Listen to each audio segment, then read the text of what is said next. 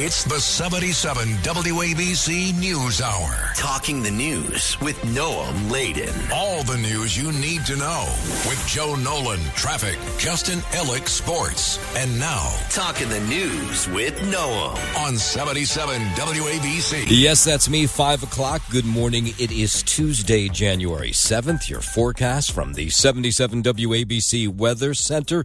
A mix of sun and clouds today. The high going to be 31. Tonight and overnight, clear, low 23. And then tomorrow, sunshine, the high only going to be 28. If you are walking out the door with us right now, it is really cold outside.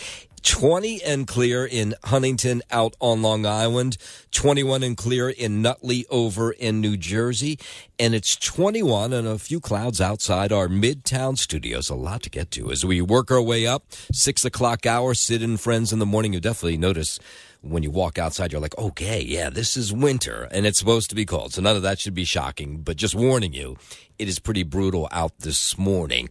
What's been brutal over the last couple days is all the violence here in New York City since New Year's Day. I've lost track of how many shootings there's been. It's got to be at least 15 people shot. It may be more than that. A number of people stabbed, some murdered. And if you think it's just happening in New York, all this crime, it's all across the tri-state. And some of it has been bad. I don't know if it's any connection to New Year's Day, if it's just the last couple of weeks, people looking for money after Christmas. We're watching this video this morning of this terrifying home invasion. This was in Essex County, New Jersey, and apparently this has become a crime that's become pretty common in the suburbs in New Jersey, where you have these people who purposely break into homes where people are home overnight to search for their car fob to steal high-end cars. So there's this couple that released a video of these four men who broke into their house in Caldwell, New Jersey. It was around 5:30 in the morning. And this woman, she said she woke up and she heard people rumbling around her house. So she ran downstairs and she confronted them. I mean, she didn't see them. She just yelled at them.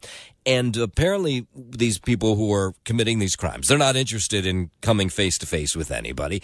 And so they ran out. But there's been story after story like this of people breaking into homes, finding the car fob, taking a purse or something on the way out, and then taking that high-end car. This latest one, Caldwell, New Jersey, they didn't get away with a whole lot. We heard a loud noise. I came downstairs, and there was one guy standing in the doorway with the door opened, and I yelled, "Hey! Hey!" Yeah, that hey kind of worked. The four men went running. Three of the men were already in the house. One was in the doorway. Video shows the four men covered with masks and hoodies as they tried to get through a side door. Now, 5:30 seems kind of late to pull off this kind of crime because lots of people get up to go to work. Look, at 5:02, we're doing a whole show here. People are awake. But in the case of these four, and there's no doubt on the police part that these four have been involved in a number of crimes across New Jersey over the last couple days, maybe weeks. One of them had a crowbar, got through and through a window, and then they opened the door so the rest of them could get inside. He ran out, and I didn't realize there were two more already in the house, and they ran out after. They tried to get in through the side door, then the main door, and they couldn't get in, and they used a crowbar to get in through the window. And what you got to love about these four individuals, they did not give up. So they ran out of this house in Caldwell, and then they went down the street and broke into another house, just as this woman was calling the police. When we looked at the video after, one had my purse, and he ran out.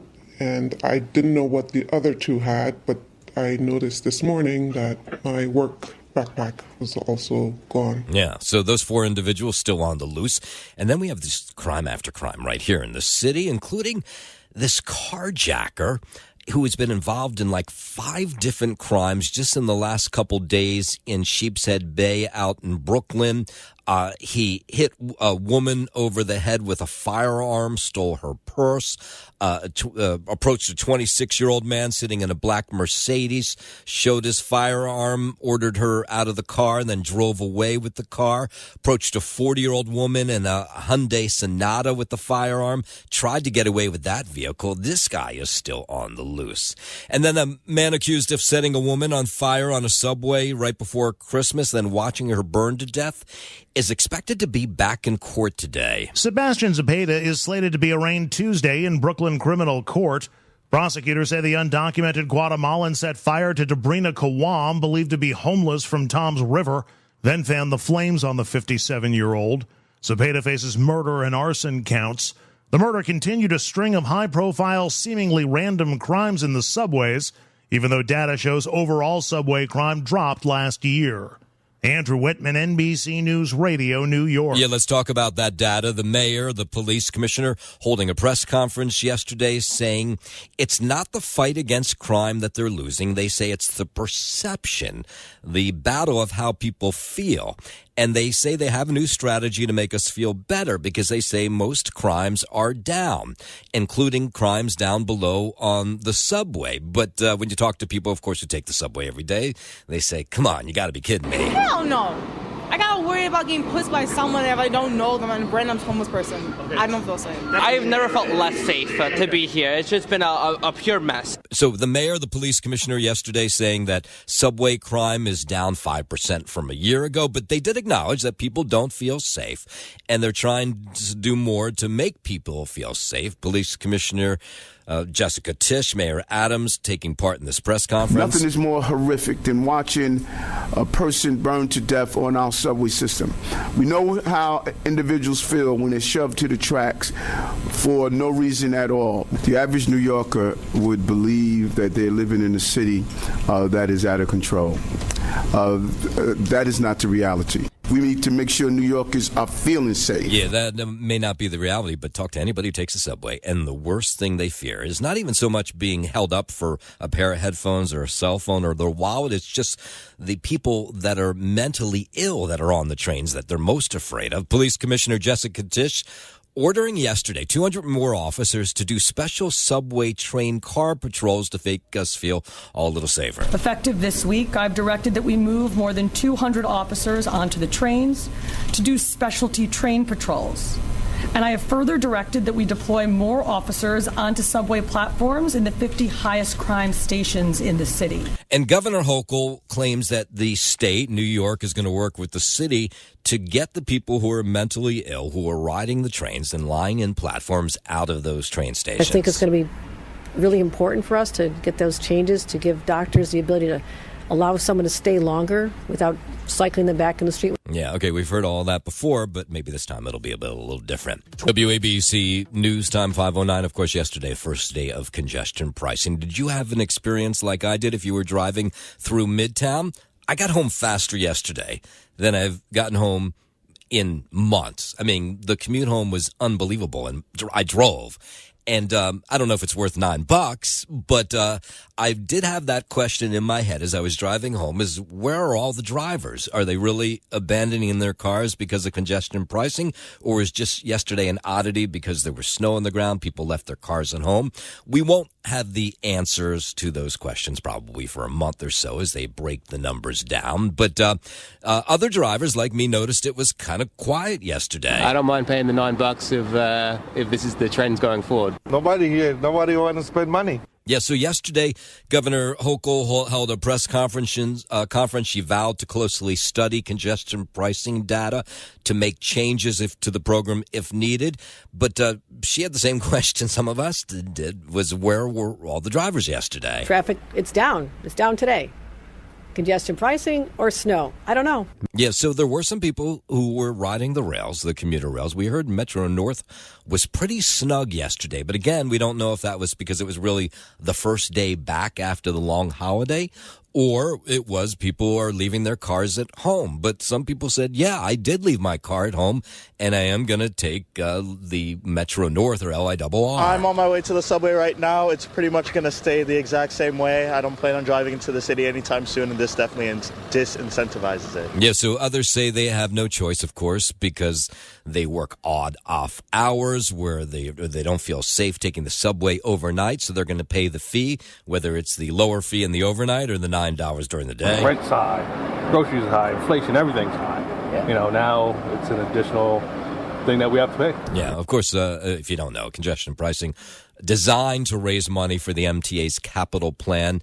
They said while reducing traffic in Midtown by tolling drivers, of course, to go below 60th Street, $9. If yesterday's any indication, maybe people are leaving their cars at home. Meanwhile, the governor says she wants to increase the child tax credit as part of her affordability agenda. Governor Kathy Hochul wants to increase the child tax credit as part of her affordability agenda in 2025. Tripling the maximum benefit for our youngest New Yorkers, because we know how expensive those years are, and also increasing it for other children on 4-year-olds on up to $500 per child per family in the family. The expansion would apply to 1.6 million families across New York and nearly 2.8 million children. I'm Lisa Ritchie for 77 WABC News. WABC News Time 512. Let's go down to D.C. Donald Trump declared the winner of the 2024 presidential election by Congress yesterday. In a joint session, lawmakers finalized the announcement as part of the official process. Votes for President of the United States are as follows. Donald J. Trump of the state of Florida has received 312 votes. Kamala D. Harris.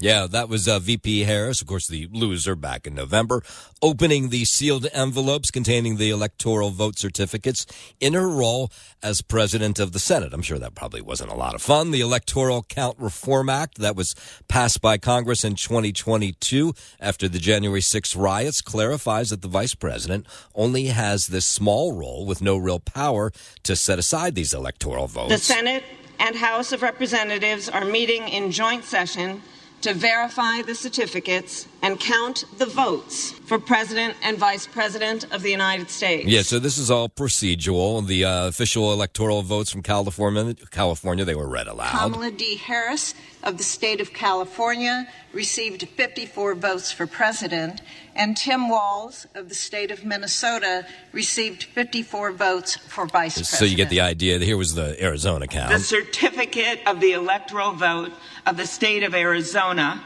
seems to be regular in form and authentic, and it appears therefrom that Donald J. Trump of the state of Florida received 11 votes for president. All right, so when that was all over, the VP, Kamala Harris, said that American democracy still stands, and she announced Donald Trump as the winner of the 2024 race. Today, I did what I have done my entire career, which is take seriously the oath that I have taken many times. America's democracy is only as strong as our willingness to fight for it. All right. 514, the former Proud Boys leader, asking President-elect Trump for a January 6th Capitol riot pardon. The attorney for Enrico Tarrio claims his client is being targeted for his political views. Tarrio is currently serving a 22-year sentence after being convicted of seditious conspiracy over his plan to overturn the 2020 presidential election results by force. I'm Brian Shook. Meanwhile, here in the city, a judge rejecting President-elect Trump's efforts to stop his sentencing this week here in a case. Trump is to be sentenced for a criminal conviction in his New York hush money case. On Friday, Judge Juan Merchan set January the 10th as Trump's sentencing date.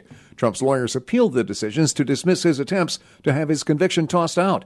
Trump is now scheduled to be sentenced Friday, just 10 days before his inauguration. I'm Mark Mayfield. In a moment, we're going to talk about what took place in Canada yesterday, a big resignation, what will happen afterwards. But first, 5:15, let's head over to the 77 WABC Sports Desk. Good morning, Justin Alec. Good morning, Noam Layden. Start here with NBA action at MSG, where the Knicks fell to the visiting Orlando Magic by a score of 103-94. New York was limited to 4 for 22 shooting from three-point range and didn't see a second-half triple go in until Cam Payne's bucket in the waning seconds. Jalen Brunson and Mikal Bridges each scored 24 for the Knicks, who were held to their lowest point total of the season in their season-high third straight loss. Karl Anthony Towns averaging 25.3 points and an NBA-leading 14 rebounds. He sat with right knee pain. Clearly, a team in the Knicks that averages nearly 118 points could never sustain a good flow without the big man. Up next for New York, they'll host Toronto tomorrow night. In Brooklyn, the Nets suffered a similar fate at the hands of the Indiana Pacers, losing 113-99. Darren Sharp had 16 points and 13 rebounds. Tyrese Martin added 15 points, and Noah Clowney scored 14 for the Nets, who have lost 10 of 13. They had their lowest scoring first half of the season to boot. Their previous season worst first half was a 41-point effort against San Antonio on December 27th. Coming up next for Brooklyn, they'll welcome in the Detroit Pistons tomorrow night. To the NHL on the ice in Seattle, where Andre Palat scored the tie-breaking goal early in the third period, and the Devils beat the Kraken 3-2. Dawson Mercer had a goal and an assist, and Paul Cotter also scored to help New Jersey snap a 4-game losing streak. Jacob Markstrom had 21 saves. And after dropping the first 4 games of a 6-game road trip, New Jersey avoided its first 5-game losing streak since February of 2022. They're now 20-0-1 this season when leading after the second period. Up next for the Devs, they'll visit their local rival, the New York Rangers, come Thursday night at the Garden. Finally, an early offseason check-in on the New York Jets and their schedule and their search, I should say, for a new head coach. Former New York Jets coach Rex Ryan scheduled to interview today. Wow, they're really going to consider him, huh? Yeah, how about that? I know he's been very vocal about it, so... Well, of course. I mean, he thinks it's 100% guaranteed that he gets the job, I would say. But just the fact that he's got the meting, that's big. Oh, yeah, of course. It's a big deal. They'll all be there. He's going out to, where's he going? Palm Beach, Florida. That's where owner Woody Johnson has a home. Yeah, like you said, he's been lobbying for the Jets' job, but he's not the only one they're considering. The team has already interviewed former Tennessee Titans coach Mike Vrabel and former Washington Commanders and Carolina Panthers coach Ron Rivera. The Jets have also submitted interview requests for at least 4 offensive coordinators: Arthur Smith from the Steelers, Bobby Slowick from the Texans, Joe Brady from the Bills, and Matt Nagy from the Chiefs, according to reports. But again, Noam asked if he thinks he'll land the gig to return to the Jets sideline. Ryan said on ESPN, quote, 100%. Absolutely, I do. Well, that's why we like him, because, who knows if that's accurate. He's got that New York attitude. That's for damn sure. So we'll see how the meeting with Ryan Johnson and the other executives for the Jets go today. We'll keep you updated on that. That's your Sports Know, and I'm Justin Ellick on 77 WABC. WABC News Time 519. President-elect Trump and his Republican allies are pushing for this one powerful bill as soon as he takes office. Trump told the Hugh Hewitt Show, which his name is always out there. I have no idea who that is, but that this is his reasoning behind the push for one powerful bill. I don't know. To me, it just is it's cleaner. It's nicer. So the bill will reportedly contain Trump's border, energy, and tax policies all in one bill. My preference is one big, beautiful bill. Yeah, but there are some reports within the GOP House that they don't want to tie border priorities with tax and energy policies. Of course, it gets really complicated when you try to do that all together.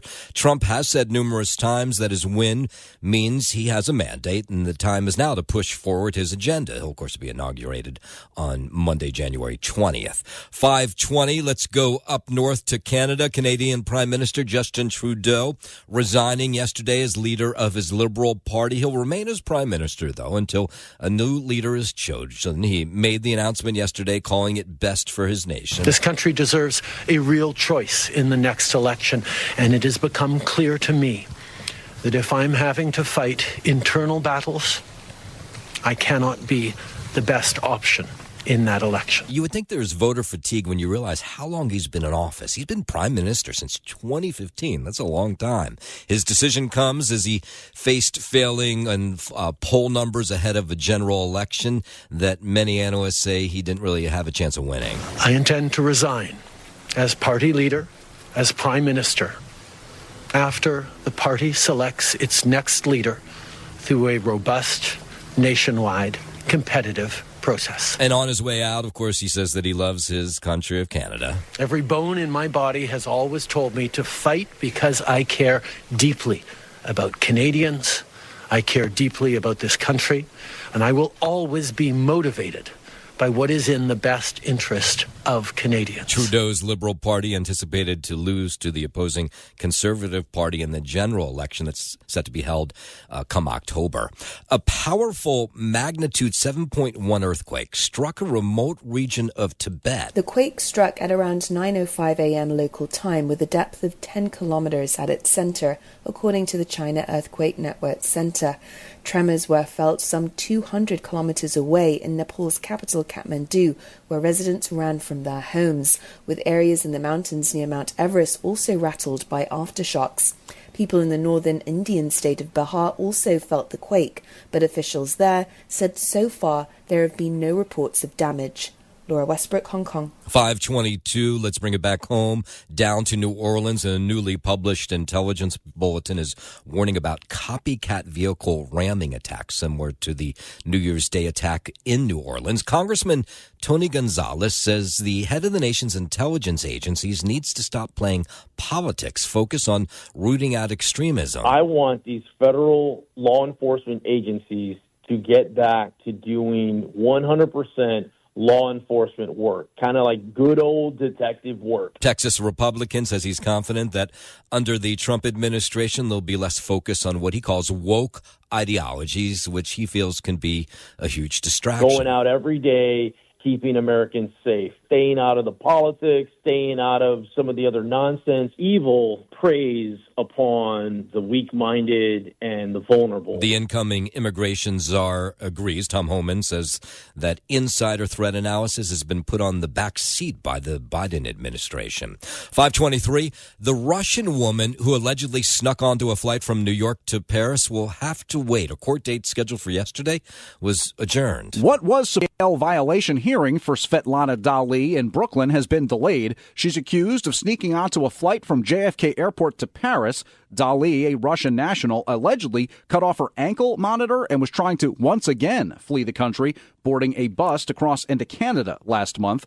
Dali's alleged caper at JFK, boarding a plane without a boarding pass, came during the busy Thanksgiving holiday travel period. This latest court appearance related to the second incident on the bus headed to Canada.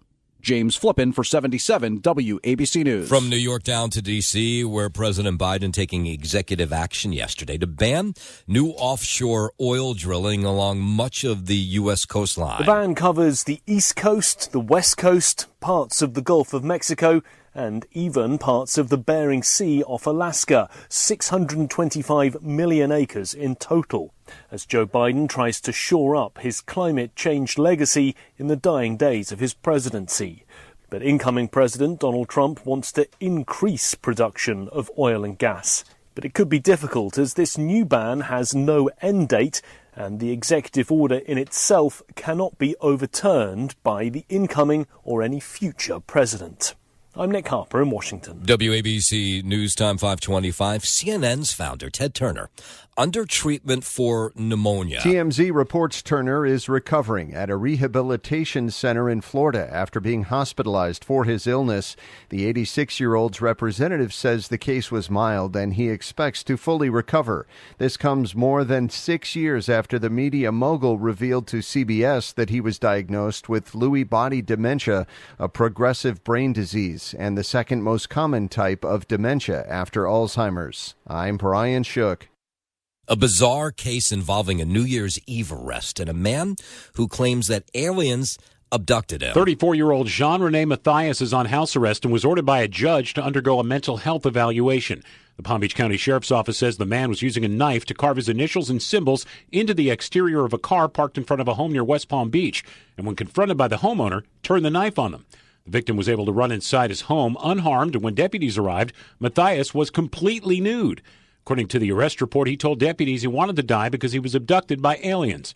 The owner of the car and witnesses say they know Mathias and have never seen him act this way. I'm Joel Malkin. That's odd. 5:26. Of course, one popular New Year's resolution is to make better financial decisions in the new year, and for many that means cleaning up massive credit card debt. Jason Meza, he's with the Better Business Bureau. He says it's never easy to start. The first call, he says, you should make is to your credit card company. It's the holiday credit hangover. Consumers and businesses are really trying to figure out what fourth quarter did to the bottom line. He says your credit card company will work with you to make arrangements. Fed Reserve reported last month that Americans' credit card debt hit the highest level on record. The report also showed new highs for balances on mortgages, auto loans, and student debt. Meza says inflation is taking its toll. It's hard to get a hold of sometimes because Christmas, the holidays, spending's up. But at the same time, now that first quarter's in, credit card debt's at another record high. Yeah, so he says if you just ignore it, of course, it just gets worse. If you call the credit card company, maybe they come to a resolution.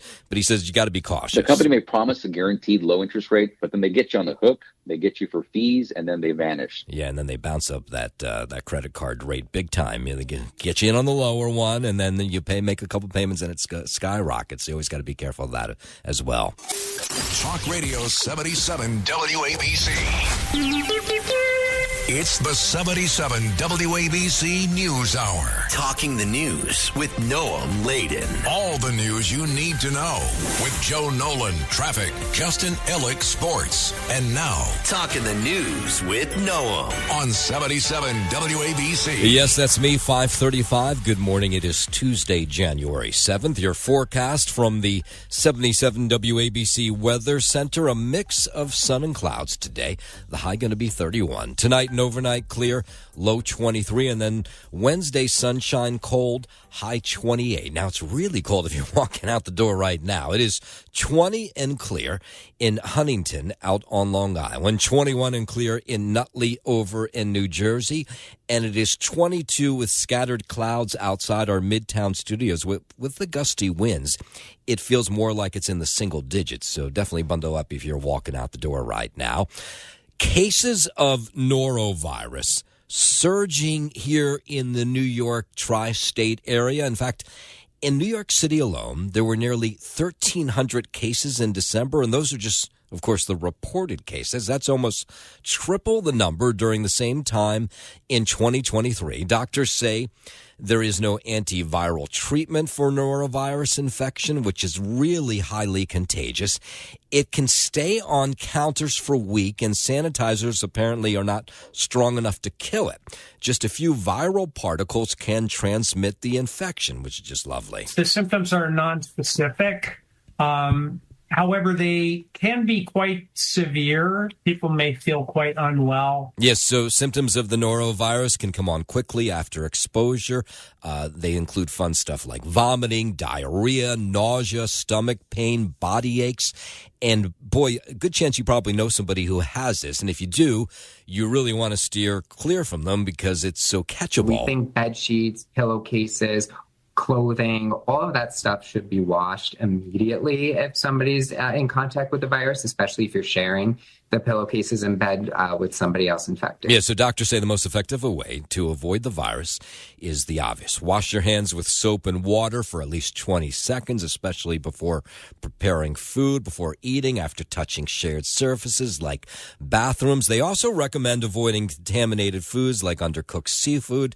And also, by the way, just to frighten you a little more, some of these alcohol-based disinfectants, they don't work on it. So really, soap is really the best thing. The common disinfectants, such as hand sanitizers or alcohol wipes, do not kill this virus. Yeah. And that's one of the reasons that norovirus is such a problem. Yeah, I'm actually, as I do the story, start to feel like I have it myself. Doctors advising you not to rush back to work if you have the symptoms, which is really a good idea because none of us want to get sick. You can still share the virus up to a couple of days to weeks after you've recovered. Right, so stay home. WABC News Time 5:39. This is just coming into the 77 WABC News Center. An 88-year-old woman critically injured in an apartment fire early this morning in Washington Heights. The FDNY telling us that fire crews pulled this woman from her fifth-floor apartment on Bennett Avenue. This was about 12:15 or so. She was taken to nearby New York Presbyterian Hospital. No word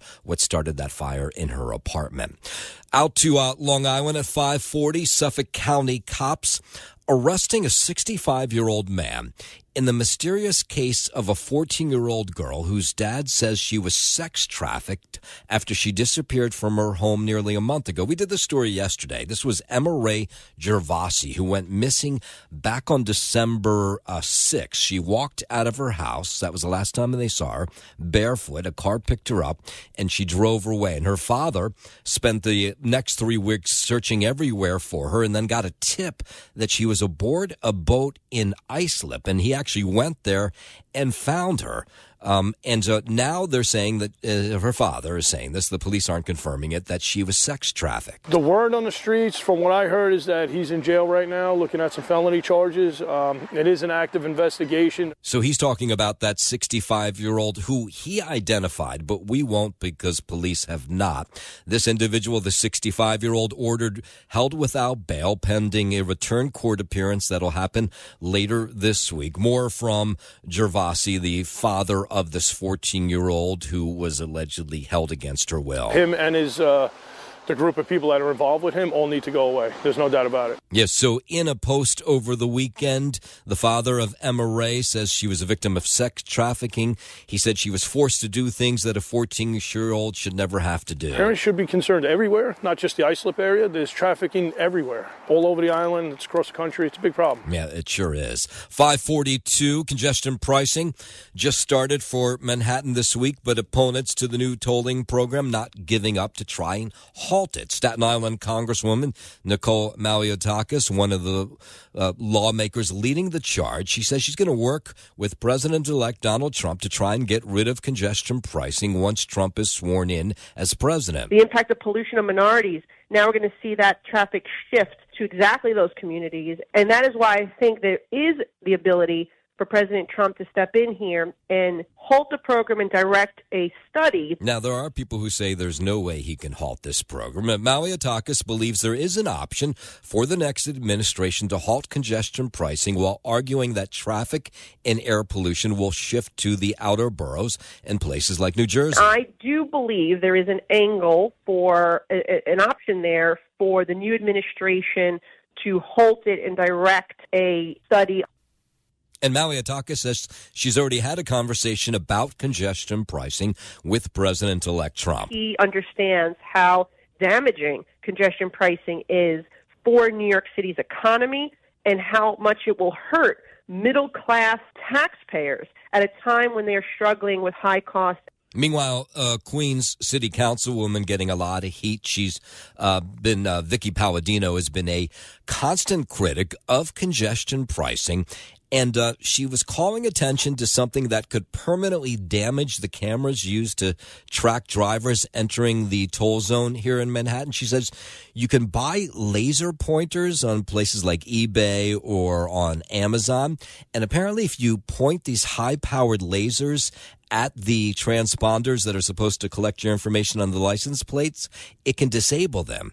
Now, she hasn't said a whole lot more about that, and she wouldn't say if she was letting people know so they should go out and do it, or she was letting the MTA know so they know that these lasers can be used to take out the transponders. Well, Jeno Lieber, the MTA chair, was asked about this yesterday, and here's what he had to say. Did you see that City Council member Vicky Palladino posted that you can buy these green lasers, point them at the... I mean, that's unfortunate. It would be, in any other context, we would be shocked if elected officials encourage people to break the law and to cheat other New Yorkers. Yeah, meanwhile, yesterday, a lot of people saying it was relatively easy to get around the city. Now, that could have been because it also snowed yesterday, or maybe people started to really leave their cars at home and take public transportation. We don't feel safe on the trains. You look at the news, and it's always all about somebody being thrown off the tracks or somebody being hurt. So I don't know what they plan to do to make it safer for us, because it's only getting worse. Yeah, those are some of the people who said, I want to leave my car at home, but I don't feel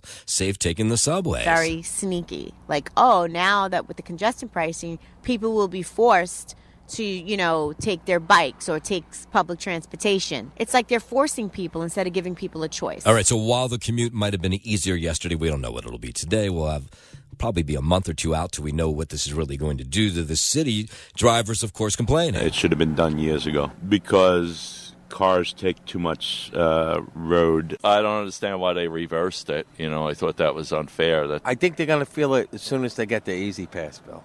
That's not fair to us to pay for people. They're losing $700 million a year, the MTA, on fare beating, yet they're making the commuter pay for that. Yeah. We pay more than enough. That's right. It's complete robbery. They shouldn't be hitting the working people. And I think a big thing is people are jumping the turnstile. Yeah, so I think we're going to have to look at this a month out to see what it's done. But yesterday, anyway, for drivers, they said it was easier. For commuters, of course, they say trains were extra snug yesterday. Again, we don't know if that was because of congestion pricing or just the bad weather. 5:45, let's head over to the 77 WABC Sports Desk where we find Justin Alec. Well, thank you, Noam. Layden, I'm not going to cheat New Yorkers right now, Noam. I'm not. What do you mean? I'm going to give them the sports straight. That's it. I'm not going to cheat them out of any, no $9 toll. No $9 toll. You don't have to pay any extra to get your dosage here of sports. And we'll start in that regard. Some NBA action at Madison Square Garden, where the Knicks fell to the visiting Orlando Magic by a score of 103-94.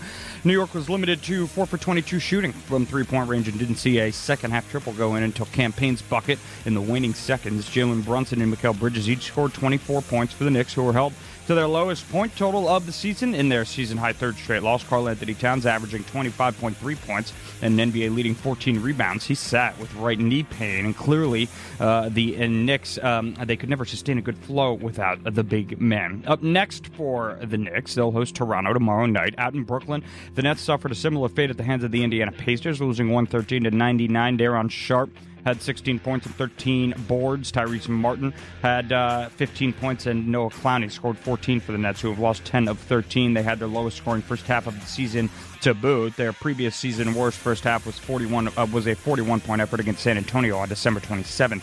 Coming up next for Brooklyn, they'll welcome in the Detroit Pistons tomorrow night. To the NHL on the ice in Seattle, where Andre Palat scored the tie-breaking goal early in the third period, and the Devils beat the Kraken 3-2. Dawson Mercer had a goal and an assist, and Paul Cotter also scored to help New Jersey snap a 4-game losing streak. Jacob Markstrom had 21 saves. After dropping the first 4 games of a 6-game trip, New Jersey avoided its first 5-game losing streak since February of 2022. They're now 20-1 this season when leading after the second period. Up next for the Devs, they'll visit their local rival in the Rangers come Thursday night at the Garden. Finally, an early offseason check-in on the New York Jets and their search for a new head coach. Former New York Jets coach Rex Ryan, scheduled to interview today for the team's head coaching vacancy, is convinced he will land the job. Ryan, who has been lobbying for the Jets' job, will meet with team brass in Palm Beach, Florida, where owner Woody Johnson has a home. The team already has interviewed former Tennessee Titans coach Mike Vrabel and former Washington Commanders and Carolina Panthers coach Ron Rivera. The Jets also have submitted interview requests for at least 4 offensive coordinators: Arthur Smith from Pittsburgh, Bobby Slowick from Houston, Joe Brady from Buffalo, and Matt Nagy out of Kansas City, according to reports. Asked if he thinks he'll land the gate to return to the Jets sideline, Ryan said on ESPN, quote, 100%, absolutely, I do. That's your sports. I love that. You love that, right? I kind of hope he does get the job. Yeah, but you hear these other names. I mean, Mike Vrabel's the one everybody wants, so it's like you hear these other names getting thrown around. Even Ron Rivera is really well regarded around the league. exciting, though. No, it's not. You're right. I totally agree with you. But to be so sure of something, I mean, my God, talk about a jinx. But anyway, I guess, how about manifestation? Maybe we'll look at it that way. There you go. There we go. That's your sports. That was a big word you used there early in the morning. Hey, listen, I'm on top. You might need to explain the definition to that. No, I don't have it. I just guessed. I'm hoping $9. You used it correctly. Yeah, exactly. Oh, that's true. That's a $9 word, isn't it? You want me to open the Webster's Dictionary? That's a $9 fee. Thanks. Back to you, Noam. WABC News Time 5:51. So yesterday, the mayor, the police commissioner holding a press conference telling us that overall crime in the big city is down 3% 2024 compared to 2023. Police Commissioner Jessica Tisch says that includes a decrease in murders, burglaries, robberies, and a nearly 5.5% drop in major crimes on the transit systems. But, of course, none of us feel that safe riding any of those transit systems. Declining crime numbers are significant, but we still must do more because people don't feel safe in our subways. So apparently it's our perception of what's going on. Tisch is ordering 200 more officers to do special subway train car patrol, sending more officers to the platforms. Both she and Mayor Adams expressing frustration over crime numbers that show a surge in the same people committing the same crimes And, of course, they blame the bail reform laws for that, and they say there's not a whole lot they can do. They say that's up to the folks in Albany. The deck has been completely stacked against our cops, and there is one glaring issue: surging recidivism. Yeah, so essentially it's like 3,000 people committing all these crimes over and over again for the most part. And if we took them off the streets, they say, things would get a lot better. Here's Mayor Adams. These numbers here of recidivism clearly shows that there are far too many people who are repeatedly committing the same crime, not in a lifetime, in 1 year. Yeah, well, how many times have we done the story where someone is arrested and we then tell you about their arrest record, which is like 7 miles long. But as they were holding that press conference yesterday, there was more violence. So much violence since New Year's Day. 15-year-old boy shot yesterday afternoon. This is in Co-op City. This guy heard the gunfire. It was just a short time after seeing some of the kids coming out of school. I did hear what I thought sounded like a definite gunshot. I looked out the window, but I didn't see any kind of activity to display any kind of concern from anyone around. Well, what you heard was right, though. Someone was shot. Police say this teenager in stable condition. Details surrounding what led up to the shooting or who the gunman is, that part has not been made public. And as we talk about all this violence in the city, the violence down on the subways, guess what is coming back big time? The $1 vans. Remember those vans that were big? Starting back in the 80s, people would jump on these vans to get to the city or go other places. Well, they're back now, and they're $2 vans.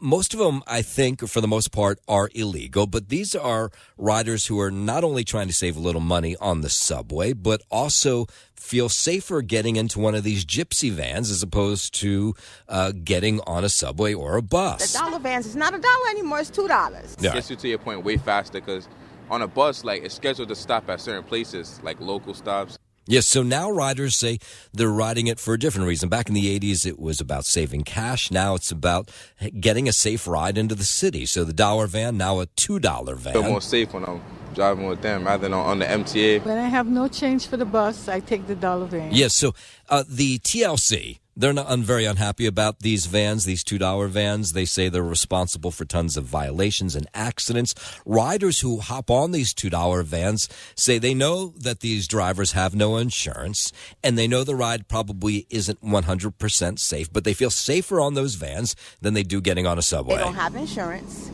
It's not safe. They don't have insurance. You get into a car accident, you're just beat. Yeah, but she got onto that van anyway yesterday. Out in Westchester County yesterday for the first time in history. Westchester County now led by an African-American, Ken Jenkins, sworn in yesterday.